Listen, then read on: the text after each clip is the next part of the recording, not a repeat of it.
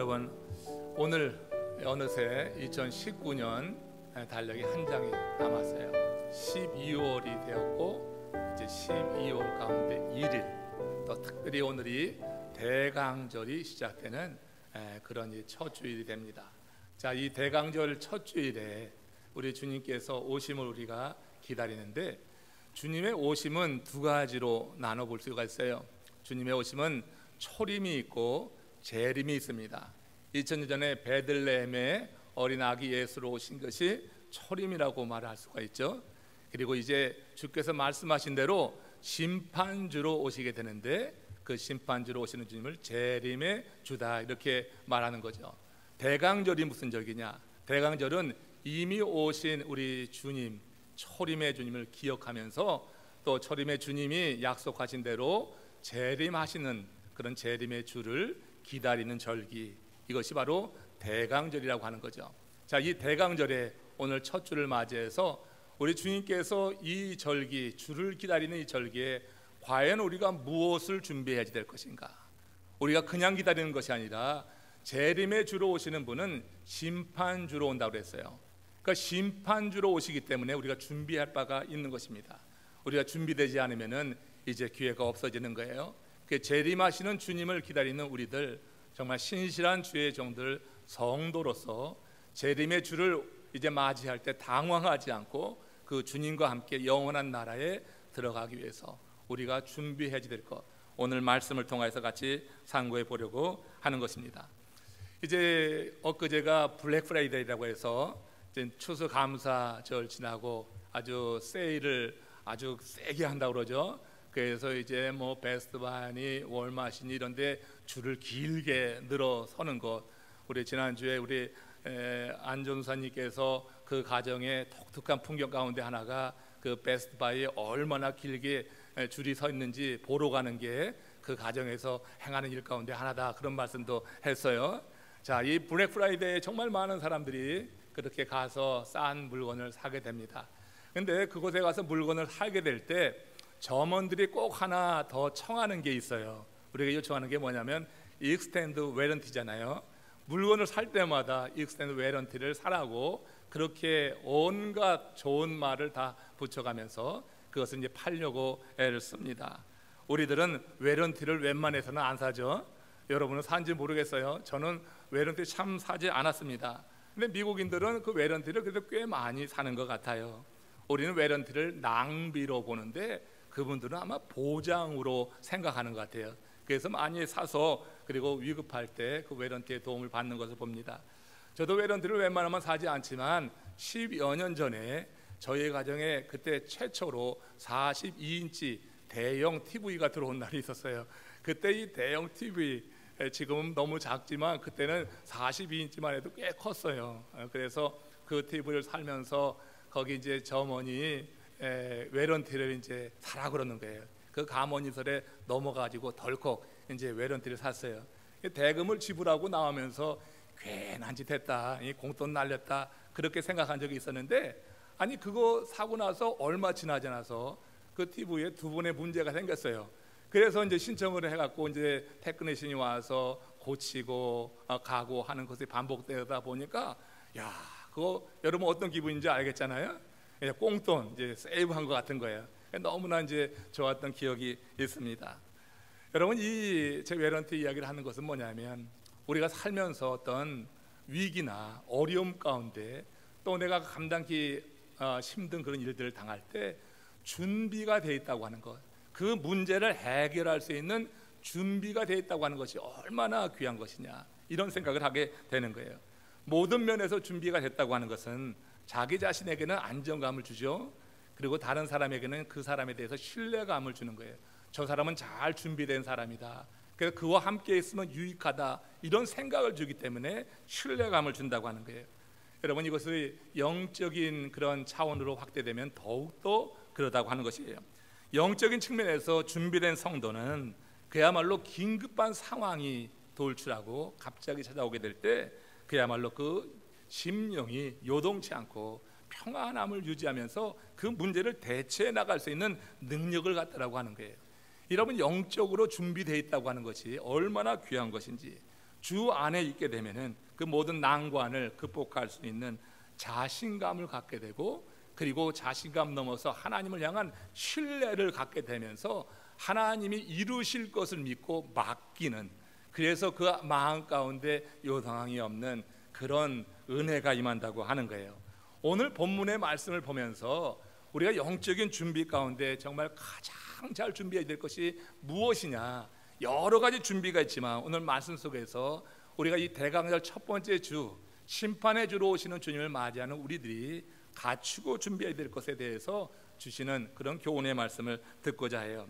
자, 마태복음 25장 1절에서 13절 말씀이 오늘 본문인데, 이 말씀 가운데 열처녀 비유가 나오는데, 실제로 이 비유만이 아니라 이 마태복음 25장에서는 달란트 비유가 나오고 양과 염소의 비유가 나오는데, 이게 모두가 다 주의 재림을 기다리는 성도들을 준비시키기 위한 우리 주님의 그런 사랑이 담겨 있는 말씀이라고 하는 거예요.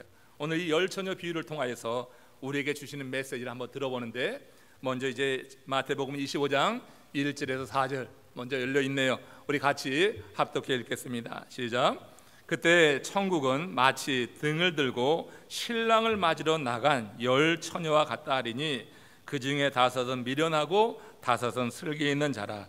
미련한 자들은 등을 가지되 기름을 가지지 아니하고, 슬기 있는 자들은 그릇에 기름을 담아 등과 함께 가져갔더라. 이 말씀을 이해하기 위해서 유대의 결혼 풍습을 좀 먼저 알아야 될 거예요.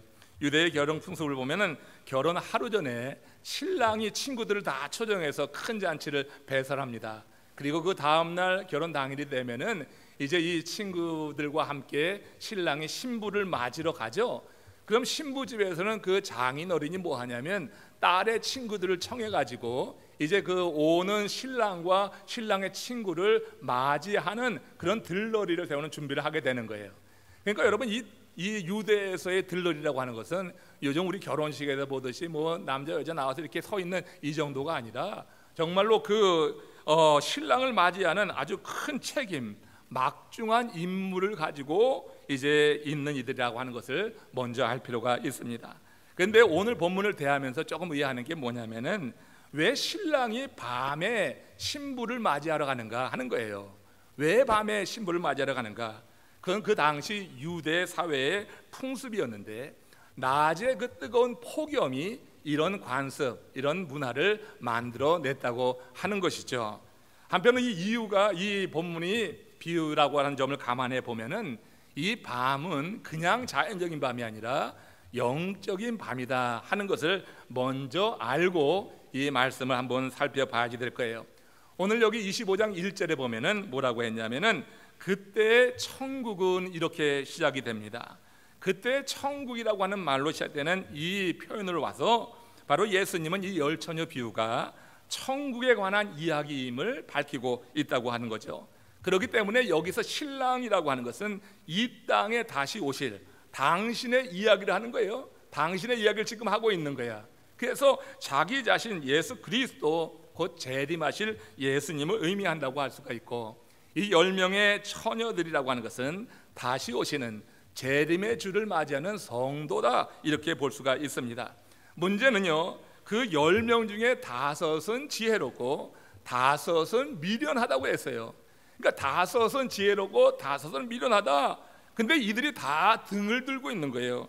이 등을 들고 있다고 하는 것은 그들이 믿음의 공동체에 있다고 하는 것을 의미해요. 조금 이따 더 자세히 설명하겠지만, 자, 믿음의 공동체에 있는데 등을 들고 있는 이 처녀들 가운데 반은 지혜롭고 반은 미련하다고 하는 것을 놓고 볼 때 우리가 생각해야 될 것은 무엇입니까? 이는 믿음의 공동체가 주의 재림 때 둘로 나뉘어지게 된다. 모두가 다 신랑과 함께 혼인잔치에 들어가는 것이 아니라 그 잔치에서 제외될 사람도 있다고 하는 게, 우리가 함께 예배하니까 우리 모두가 다 천국에 들어가는 은혜가 임하기를 주의 이름으로 축원합니다. 우리가 다 신랑을 맞이하는 그런 신부의 이 들러리 같이 그런 친구들이 되길 소원하지만, 실제로 우리가 그 나라애들하고 혼인잔치에 들어갈 자들은 이렇게 나뉘게 된다고 하는 거예요. 등만 들고 있다고 혼인잔치에 들어가는 것이 아니라고 하는 것을 우리가 생각해요. 여기 차이점이 뭡니까?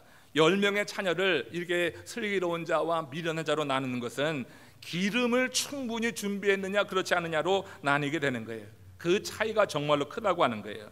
혼인잔치에 들어가느냐 못 들어가느냐 이 차이를 낸다고 하는 거니까. 이들이 어떤 악한 행동이나 불순종의 죄를 지었기 때문에 그런 것이 아니에요. 또 거기에 들어간 자들이 모든 특별하게 의로운 행위를 했거나 특별하게 무슨 선을 행했다고 하는 것이 아니라 기름을 잘 준비했다고 하는 이 차이만 있는 것입니다. 그들이 가졌던 등에는 그저 초저녁에 박힐 기름뿐만 아니라 그 신랑이 언제 올지 모르기 때문에 언제 올지 모르는 그 신랑을 준비할 만한 충분한 여분의 기름을 갖추고 있었다.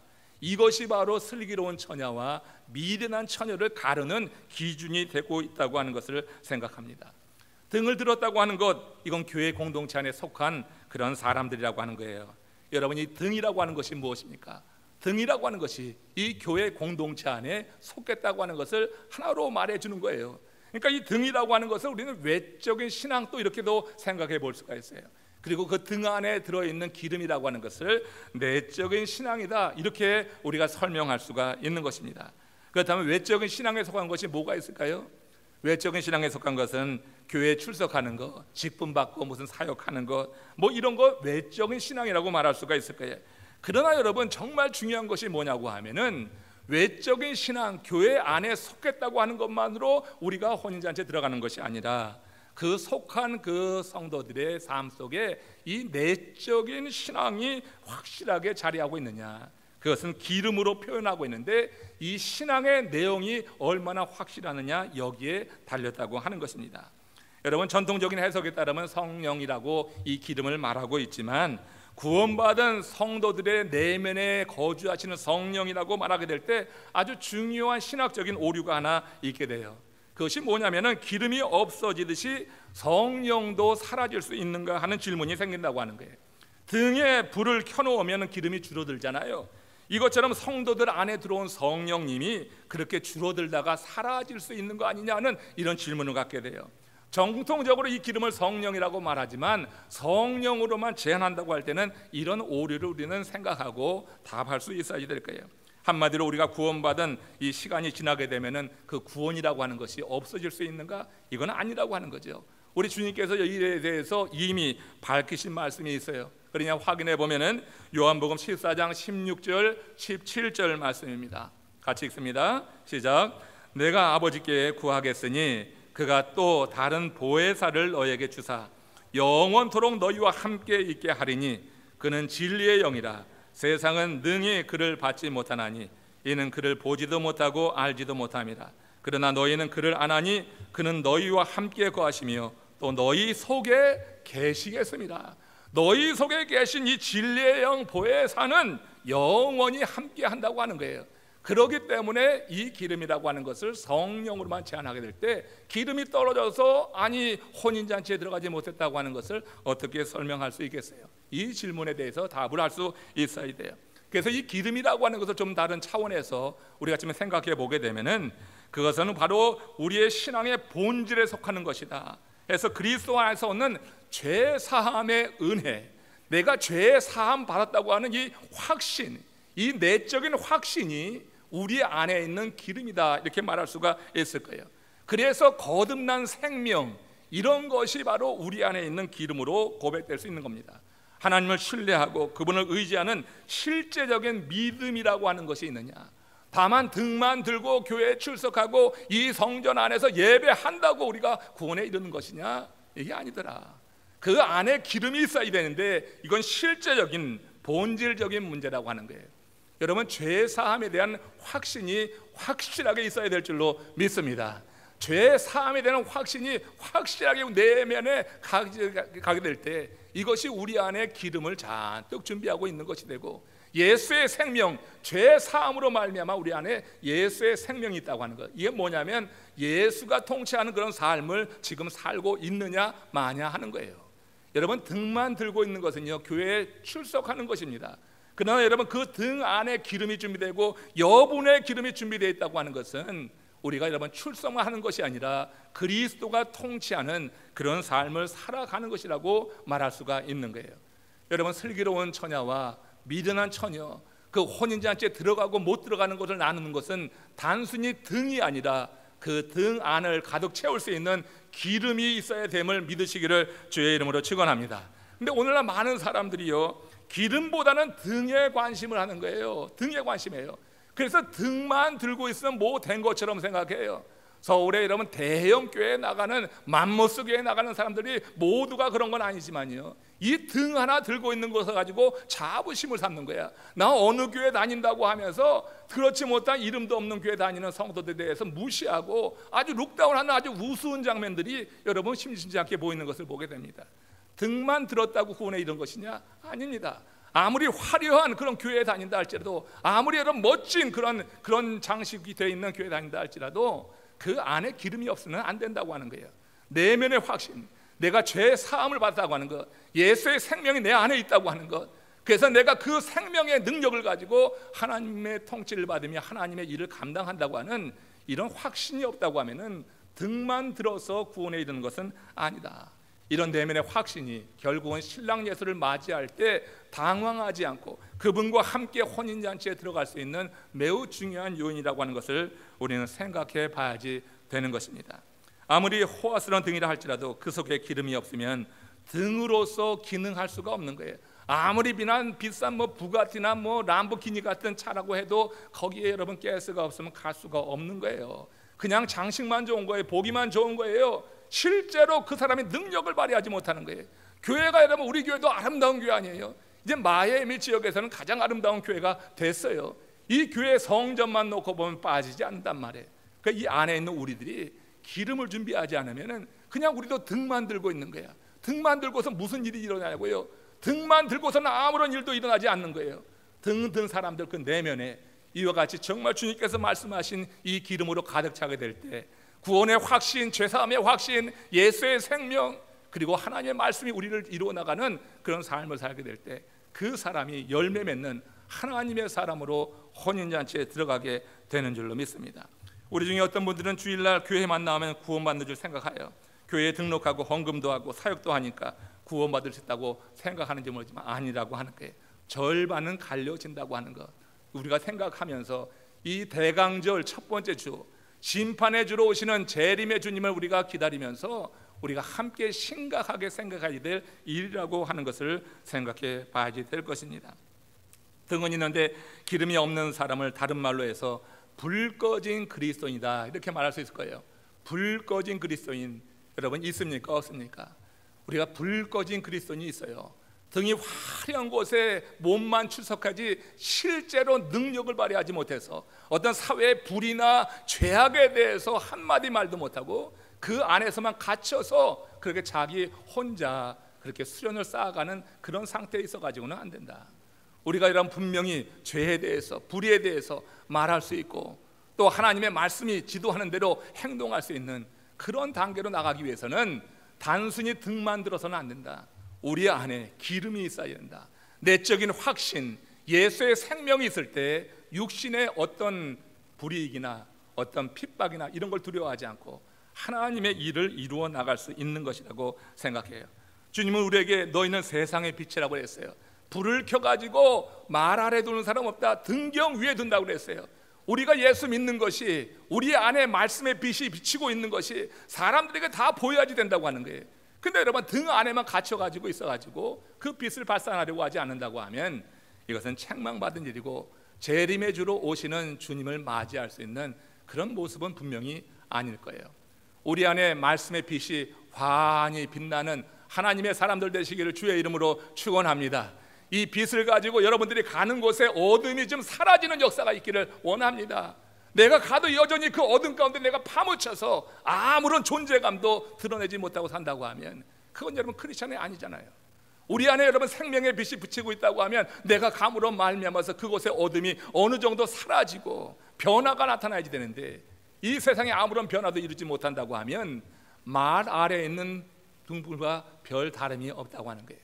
아무에게도 보여주지 않고 자기 홀로 자기 도취에 빠져서 그저 깊은 신앙생활을 한다고 혼자 착각하고 있는 이런 상태에 놓을 수가 있다 하는 것입니다. 우리 주님께서 지금 이 비유를 통하여서 이야기하시는 것은 우리의 내적인 확신, 내면의 신앙, 그리고 그 신앙에 따른 행동, 이걸 통하여서 세상의 빛으로서의 그 삶을 살라고 요청하고 있는 거예요. 수많은 사람들이 불 꺼진 그리스도인처럼 살아가고 있어요. 불을 켜려고 하면은 상대의 저항이 있으니까 두려운 거예요. 불을 켜려고 하면은 내가 희생해야지 되는 거니까, 나를 죽여야지 내가 빛을 발할 수 있으니까 그것이 두려운 거예요. 그래서 불을 밝히려고 하지 않고 그냥 자기 안위에 빠져서 그저 말씀 안에만 그저 그렇게 스스로 만족하고 살아가는 이런 상태가 여러분 많은 현대인들의 모습이 아니냐, 이런 생각을 합니다. 우리가 등 좋고 화려한 교회에 있는 사람들이 하나님의 일을 하는 것이 아니라 정말 초라한 등과 같은 그런 미천한 교회, 외적으로 보면은 정말 내세울 거 없는 것 같은 그런 작은 교회에 다니는 성도라 할지라도 그 안에 기름이 준비된 자들이 사회를 변혁시키고 하나님의 나라를 이루어 나가는 줄로 믿습니다. 재림의 주로 오실 때 주님께서 보시기 원하는 것은 바로 우리 속에 그 기름이 있느냐 없느냐예요. 기름이 있는 자는 우리 주님을 맞이하는 거고, 없는 자는 등만 들고 있다가 문 바깥에서 슬피 울게 되겠더라 하는 것입니다. 한소경이 외출을 하면서 밤에 등을 준비해서 불을 밝히고 나갔습니다. 소경 자기야, 남이 뭐 눈을 감든지 또 낮이든지 밤이든지 아무 상관이 없잖아요. 근데 이 소경이 등불을 밝힌 것은 다른 사람을, 이제 행인을 배려하는 그런 행위가 되었습니다. 근데 얼마 가지 않아서 한 행인하고 꽝 부닥치고 말았어요. 자기는 등불을 준비했는데 행인과 부닥치고 나니까 짜증이 나고 화가 났어요. 그래서 소경이 행인을 향해서 한마디 합니다. 아니, 당신은 이 등불이 보이지도 않소? 그랬더니 지나던 그 행인도 이제 그 소경을 향하여서 맞받아치면서 하는 얘기가 이런 얘기예요. 아니, 당신은 당신 등에 불이 나간 것도 모르고. 여러분, 이 소경은 당시 자기가 불을 밝혔다고 생각했지만 보이지가 않으니까 거기에 불이 켜져 있는지 안 켜져 있는지 모르고 그렇게 갔다가 이런 화를 당한 거예요. 혹시 우리가 이 소경처럼 불 꺼진 등을 들고 있는 거 아니냐? 불 꺼진 크리스찬. 오늘 이 대강절에 여러분에게 더 그냥 위로가 되고 힘이 되는 말씀만 하면 좋겠는데, 또 이렇게 심판의 주로 오시는 주님을 맞이하는 게 이게 우리가 준비해야 될 것이 있으니 여러분들에게 조금 무거운 주제를 말씀을 드려요. 여러분, 등만 들고 있는 것으로 만족하지 마십시오. 내가 어느 교회에 출석한다고 하는 것, 그것도 큰 교회에 출석하고 작은 교회에 출석하고 여기에 따라서 뭐 우쭐하고 또 굉장히 쭈그러들고 하는 그런 것이 아니라 우리 안에 기름이 있는가, 정말 어떤 상황 속에서도 내가 믿음을 지킬 수 있는 그 기름이 있는가, 이 기름을 갖춘 자가 슬기로운 자가 돼서 주님을 맞이할 수 있는 이 대강절의 주인공이 될 수 있다. 우리가 무엇을 준비할 것인가, 정말 이 절기에 우리가 무엇을 준비할 것인가, 이 내면의 기름, 다시 한번 우리가 죄 사함을 받았는가, 예수의 생명이 있는가, 그 생명의 능력을 가지고 주의 사역을, 주의 통치를 받으면서 행하고 있는가, 이 부분에 대한 점검이 반드시 필요하다고 생각합니다. 진정 믿음의 삶이라고 하는 것은 등에 기름을 채우고 불을 밝히는 거예요. 등만 들고 다니는 것이 아니라 거기에 기름을 채우는 것이 진정 믿음의 삶입니다. 본문은 우리에게 미련한 처녀들 같이 불 꺼진 등을 들고 나가다가 화를 당하지 말라고 우리에게 권면하고 있어요. 후회하지 않는 인생 아무도 없습니다. 그것은 성경의 영웅들도 마찬가지였어요. 믿음의 사람인 아브라함은 애굽으로 내려갔던 것을 후회했죠. 자기 아내를 누이라고 속였던 것을 후회했습니다. 모세는 화가 나서 반석을 지팡이로 내리친 것에 대해서 후회했어요. 그것 때문에 가나안 땅에 들어가지 못하지 않았어요. 또 다윗왕은 육체의 정욕을 이기지 못해서 가늠한 것을 많이 후회했어요. 심상이 눈물에 뜰 만큼 그렇게 후회했습니다. 베드로는 새벽 닭이 2번 울자 자신이 예수님을 3번 부인한 것을 알고 밖에 나가서 심히 통곡하면서 후회했다고 했어요. 그러므로 우리 평범한 사람들이 후회할 일이 왜 없겠어요? 지난 한 해를 생각해 보면은 우리가 주님 앞에서 후회하고 잘못을 고백할 수밖에 없는 그런 일들이 왜 없겠어요? 그러나 여러분, 기름을 준비하지 못해서 혼인잔치에 참여하지 못하는 후회만큼은 우리가 하지 말자. 정말 기름을 준비하지 못해서 내 때가 바로 오늘 온다고 할지라도, 그래서 기름을 준비하지 못해서 후회하는 일은 없어야 되겠다 하는 겁니다. 그런데 오늘 많은 사람들이 하루를 더 살기 위해서 준비를 잘 합니다. 그러나 정작 영원히 살 준비에 대해서는 별 관심이 없어.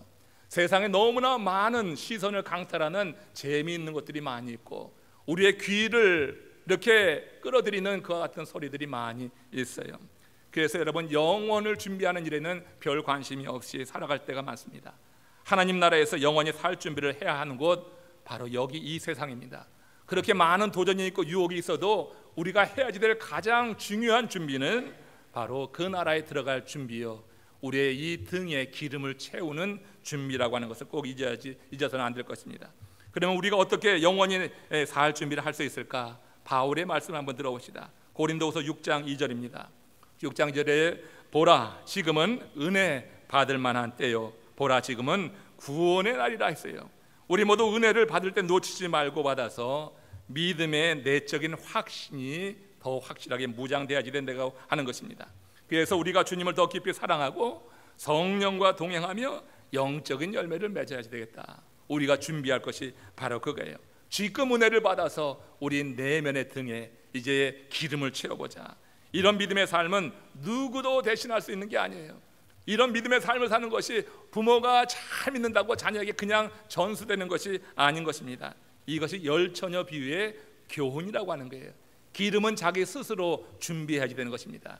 우리가 할 수 있는 일이라고 하는 것은 내가 내면에 이 기름을 잘 준비해서 그 기름이 주는 힘을 가지고 이 땅에 살아감으로 말미암아서 내가 사랑하는 그 누군가에게 도전을 주고 그 사람이 감동을 받아서 내 삶을 따라갈 수 있도록 하는 것까지는 할 수 있지만 내 기름을 나눠줄 수는 없다고 하는 거예요. 이게 여러분 열처녀 비유에서 우리에게 주는 큰 교훈이라고 하는 거예요. 마태복음 25장 10절 말씀 보십시오. 같이 합독합니다. 그들이 사러 간 사이에 신랑이 오므로 준비하였던 자들은 함께 혼인잔치에 들어가고 문은 닫힌지라. 여러분, 이 슬기로운 처녀들이 기름을 많이 갖고 있었지만 나누어 줄 수가 없었던 것입니다. 나누어 주면 너도 나도 다 부족할까 합니다. 너는 기름 파는 자에게 가서 네 것을 사라 해서 그를 보낸 사이에 신랑은 왔고, 신랑은 오니까 이 슬기로운 처녀들이 불을 밝혀서 신랑과 함께 혼인잔치에 들어가고 그 다음에는 문이 닫혔다고 했어요. 여러분, 우리는 이 본문 말씀에서 주님의 경고에 말씀을 기울여야 될 것입니다. 지금은 은혜의 문, 천국의 문이 지금 활짝 열려 있습니다. 누구든지 예수 믿으면 구원에 이르는 줄로 믿습니다. 지금은 구원에 이르는 은혜 받을 때예요. 그러나 언젠가는 그 큰 국문이, 은혜의 문이 닫힐 날이 오게 될 것이다. 이미 홍수 사건을 통하여서 하나님은 우리에게 일러주셨어요. 창세기 7장 15절 16절 말씀에서 이제 이 홍수 사건에서 우리에게 주는 교훈이 크잖아요. 같이 읽습니다. 무릇 생명의 기운이 있는 육체가 둘씩 노아에게 나와 방주로 들어갔으니 여호와께서 그들을 들여보내고 문을 닫으시니라. 문이 닫기 전까지 그들이 그 문을 통하여서 그 구원의 방주에 들어올 기회가 다 있었어요. 그렇지만 노아의 그런 호소에도 불구하고 거기 세상 연락에 빠져있던 그 시대 사람은 아무도 들어오지 않았어요. 그의 가족만이 함께 노아의 그 방주에 들어가서 구원에 이른 거예요. 이렇게 그들을 다 들여보내고 하나님께서 어떻게 문을 닫으셨어요. 문을 닫고 난 이후에 완전히 그 세상 사람들과 방주 안에 있는 두 그룹의 사람들로 나뉘게 되는 거예요. 중요한 사실, 구원의 문을 한번 닫히고 나면은 절대 열리지 않더라. 이것이 종말입니다. 이때부터 세상의 모든 생물은 하나님이 기억하는 자와 하나님께 잊혀진 자로 나눠진다고 하는 거예요. 여러분은 모두 하나님이 기억하는 자 되시기를 주의 이름으로 축원합니다. 오늘 이 구원의 방주에서 하나님의 이 말씀을 들었어요. 문이 닫힐 때가 온다고 하는 거예요. 비유의 말씀도 그렇고 노아의 홍수에서 이미 우리에게 경고해 주셨어요. 계속해서 들어오라고 기회를 줬지만 그 기회를 잡지 못하고 그 방주 안으로 들어가지 못한 그 인생들은 문이 닫힌 다음에 그 바깥에 그 물에 빠져 다 죽고 마는 거예요.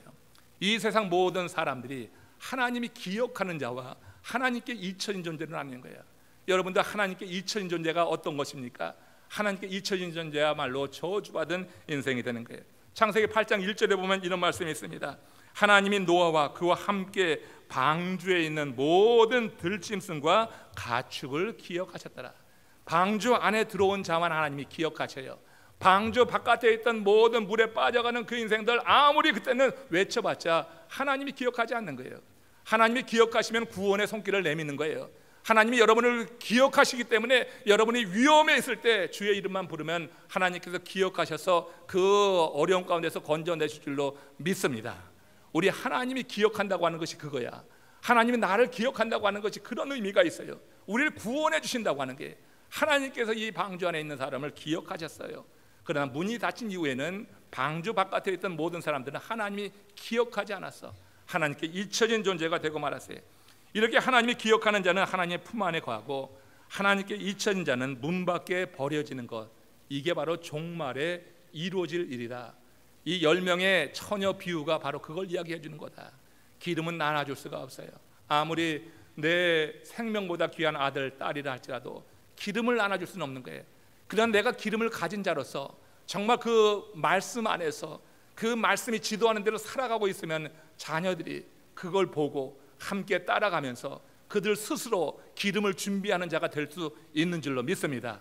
내가 나눠줄 수는 없지만 우리 부모가 할 수 있는 일들, 우리가 먼저 믿는 우리들이 할 수 있는 일은 내가 기름을 직접 나눠줄 수는 없지만 그 삶을 살게 될 때 결국 그들에게 도전을 줘서 그들도 함께 기름을 구하고 이제 그 쌓는 이런 삶을 살 수 있어서 함께 하나님이 기억하는 존재가 된다고 하는 거예요.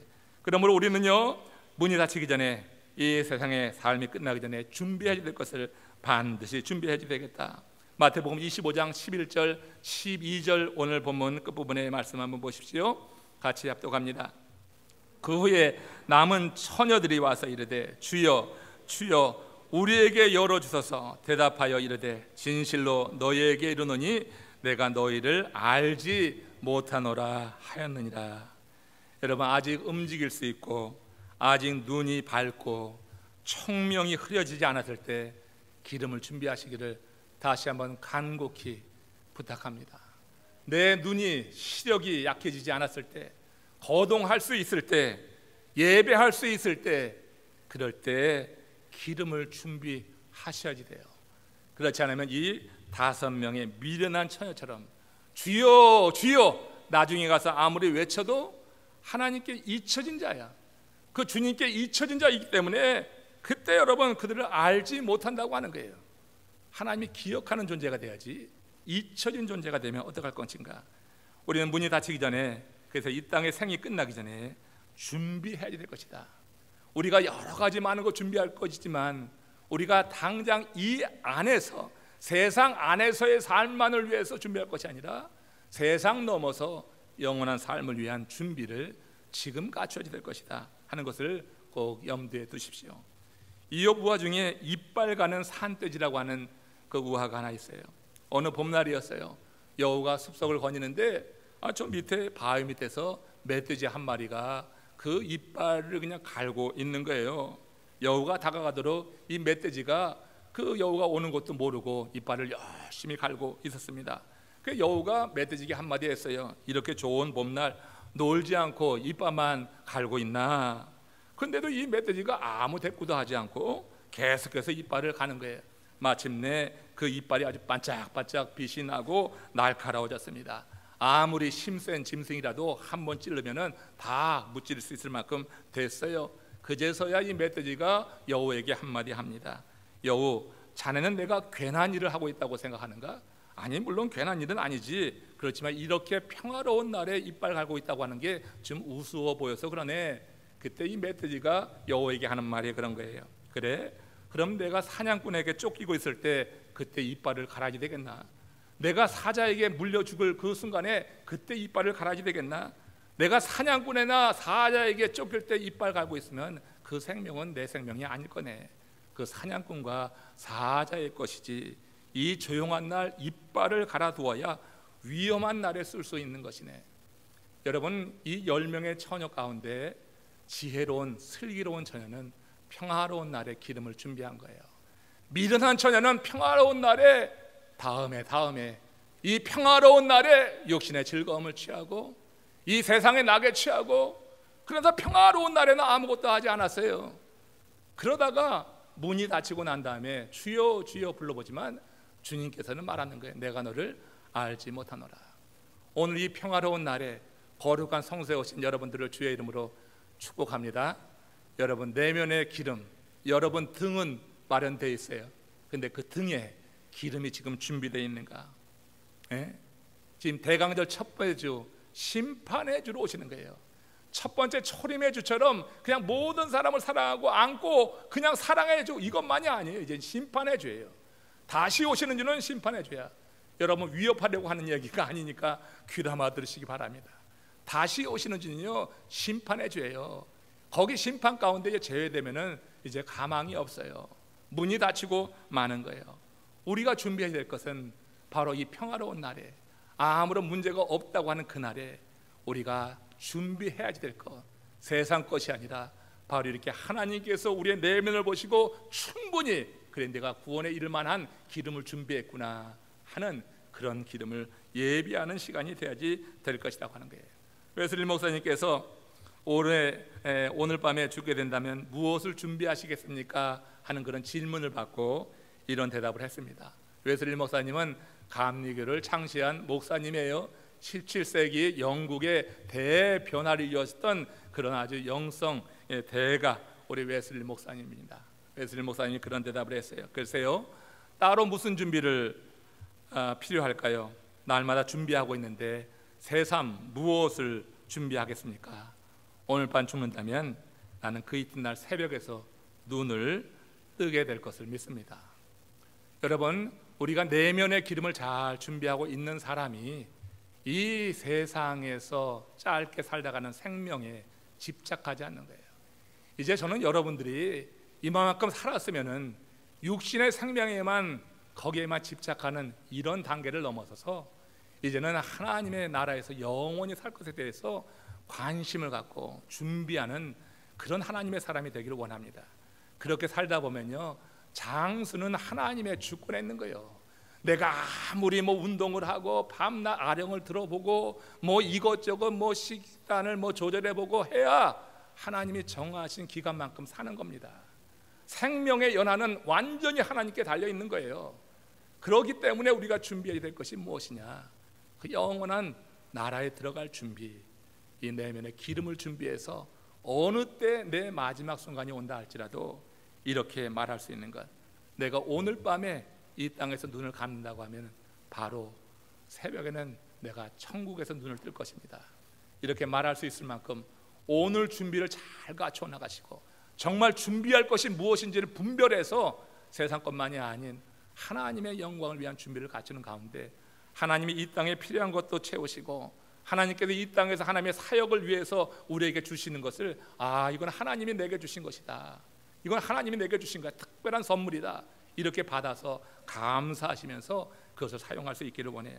대강절 주님의 오심을 기다리는 이 계절에 우리 모두 주님을 맞이할 기름이 충분히 있는가?